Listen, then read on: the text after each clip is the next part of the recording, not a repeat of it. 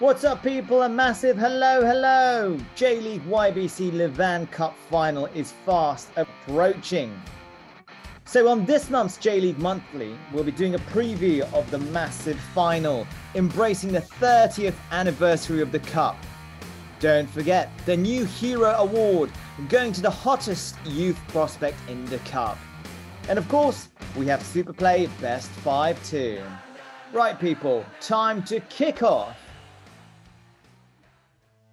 Hello, everyone. Bonjour. Buenos dias. Ni hao. How's everyone doing? Welcome to J.LEAGUE Monthly.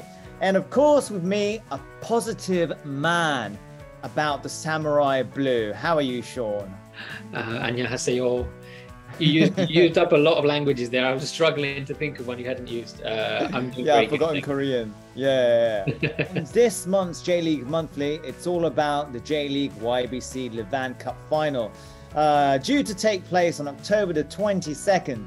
Now, Sean, this is a prestigious cup. You know, it's embracing its 30th anniversary. What's your take on the Levain Cup? I think it's that way to get that taste of glory and give themselves that confidence. And I think for fans, for the media, for the players as well, it's always enjoyable because it's the first final of the season. It comes in autumn where you've got hopefully again this year we have it, but you've got crisp blue skies, the sun's out, and there's that atmosphere. We're back at National Stadium again this year, which is where cup finals should be, I think. And yeah, it's just always a great occasion. Both teams obviously raring to go and hoping they can get their hands on the title. Excellent. So who's in the final? Cerezo Osaka and Sanfrecce Hiroshima. So what are these teams all about? Let's find out. First of all, it's Cerezo. So Sean, Cerezo, 2 years in a row going to the finals, eh? Yeah, well, they had a first leg, things didn't look too good for them. They drew at home, as we can see here. They drew at home 1-1 with Urawa. What a goal. That's just insane. What is that, man? What is this? I mean, really, they should have just let them go in the final after that, shouldn't they? They should have just gone, that's good enough. Games finished there. But yeah, Reds did get one back.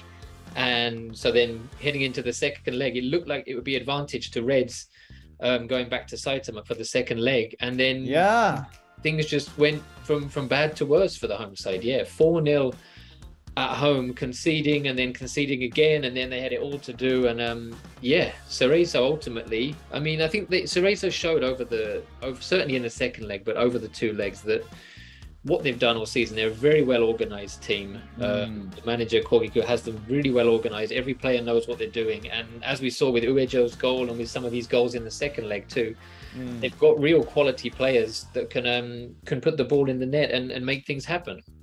Yeah, it was a real bad day for Urawa. They completely demolished them, Cerezo, right? And especially both players on the wings were very effective. Now, who's your man out of Cerezo? Well, I think, we touched upon it there. They've got the great players out wide. They've got so many good players in different positions. But I think that Hiroaki Okano maybe sometimes it goes a bit under the radar, doesn't get the attention he deserves. I think really good player with the ball at his feet. Pops up in these positions to score goals, set up goals as well. Always kind of arrives a little bit late into the box. As we see here, no one's marking him and he's able to put the ball in the back of the net. And I think when it comes to the final, I think he's the kind of player that could make a difference. That, you know, when it's a tense game and you need something different, I think he could come up with something for Cerezo in this game. And he's definitely got bags of experience too, right? Yeah, absolutely. He's been, as I said, he kind of goes under the radar, perhaps a bit underrated. He's been playing now regularly for them for a few seasons, always so consistent. And, you know, touch wood, he doesn't pick up any before the final, doesn't seem to pick up many injuries, always there as a constant. And I think every team wants players like that you can rely upon to be there as the kind of heartbeat of the team, and also when needed to come up with something special. I remember the gaffer saying something interesting in one of his interviews. He was saying, you know, in the past 3 games, we went about eradicating the good qualities of the opposition. But for the second leg against Urawa, we just played, you know, as you wish, full throttle. What's your take about the gaffer? I think he's he comes across as a very smart boss, as you said there, to know when when to choose which approach. So he might well send them out and say, do the same thing, play to your strengths. And as they showed against Urawa, their strengths are pretty impressive. Definitely. We shall see what happens. Now let's put the spotlight on Sanfrecce Hiroshima. So Sanfrecce, they haven't been the finals for the Levain Cup for like 8 years. But good on them, huh? Is it that long? Yep. That was probably when Mr. Moriyasu was in charge, I guess. Yeah. Way back when, indeed, when they were they were the team to beat. Well, they kind of did the opposite to Cerezo, didn't they, in their semi-finals? I think they went 3-0 up in the first leg against Avispa, and it looked like that was it. They were in the final.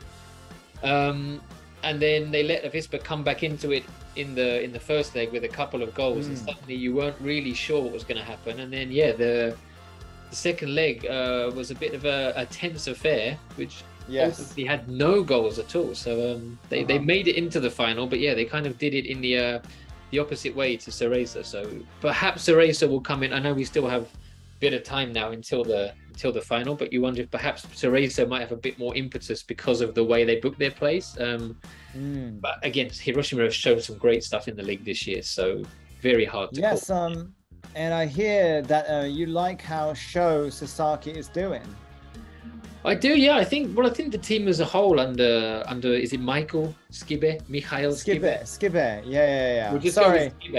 Allow us Englishmen to show our ignorance of German pronunciations. The team has looked really, really good under him. Really, really well drilled. Everyone seems to get similar to Cerezo. Everyone seems to know what they're doing, and Sho Sasaki has been reborn, I think, under him. Really defensively looks solid. He's had a few appearances for Japan as well, did well in the East Asian Cup for Japan recently. And yeah, defensively, really solid, can play on the left, can play at centre-back, and going forwards as well at set pieces. He's a real threat, likes to get forward. As you can see here, not afraid to take shots at goal either. And similarly to Okano that I said for Cerezo, I think when it comes to a final, I think Sasaki is the kind of player who could really lift himself up, really be motivated for the game. Well, but it sure is going to be a battle of battles, and there's always lots of drama for a Levain Cup final. We'll be looking forward to that then. And talking about Levain Cup, we have to talk about the New Hero Award given to the most, what's the right word, eclectic, the most dominating youth force of this season's cup. What's your guesses then? Well, Harry, as always, as you say, it's exciting to pick up these young players. The first one I've gone for is a Cerezo player, Sota Kitano. He's a striker who's burst onto the scene this year. He's still only 18. He's only just turned 18 in August. And as we can see here with this footage, doesn't he look young? doesn't he look, yes. It makes me feel even older than I am. But Straight this goal in particular, look at this. The touch, the turn, the finish. Wow. Just 18. He might even have been 17 when he scored this one. Looks like a real talent, really confident on the ball, turns up in the right place at the right time. And you sometimes see the younger players, they sort of appear early on in the tournament, and then once it gets to the business end, the coaches stop using them and they bring in the regulars.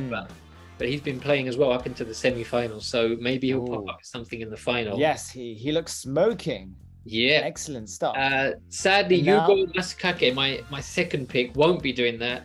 His team Kashiwa Reysol were eliminated in the group stage, but it didn't stop him also making an impact. I think he also got 3 goals in the group stage, and again, similar. I think he's 18, maybe 19 now, but another one who looks really confident in front of goal, doesn't panic. This one here, took his time. You sometimes see players might panic once they get in that position and not know what to do. Showed great strength for this goal, got in, and again kept his composure, and just what a finish too. A cheeky little pass into the off the post. And yeah, he's one who's got, I know we've spoken about Mao Hosoya before at Kashiwa Reysol on this show this season, but Masakake as well, I think, has got the Reysol fans quite excited for the future and what he's going to bring to their front line. Excellent. So the New Hero Award, that's that for the Levain Cup final. I'm really looking forward to it, being the climax for one of the big competitions that we have for the J-League. But what's your input, or how are you feeling about the league right now? That's approaching its climax fairly soon too. It is, isn't it? Yeah, everything's suddenly coming with the World Cup approaching. Suddenly, it's like everything's coming to a head at once. The league, it's looking like, and again, I don't want to jinx it for anybody, but it's looking at the minute like Marinos have got it to lose, doesn't it? They're getting the results. They've got that buffer at the top in terms of points, and they're looking solid. They're looking like they're playing with confidence, and Kawasaki are still there, still pushing them. But it does seem like Kawasaki are maybe just slightly running out of steam a bit, looking a little bit like they're hanging on. So it's still, those two are both in there, and they're both such good teams that it's so hard to write either of them off. You never know. Everything can change from one weekend to the next. Yes. Okay. So that's it from me and from Sean. It'll be lovely for all of you to bring in your comments from all over the world. I apologize if I can't read Indonesian or Malay or Asian text, but we're lapping up those comments, and some of their players are doing pretty well too. Anyway, we'll be signing off with Super Player Best 5. Thank you very much to all of you, and thank you very much, Sean. See you soon. Thank you, Harry. Bye. Take care. See you soon.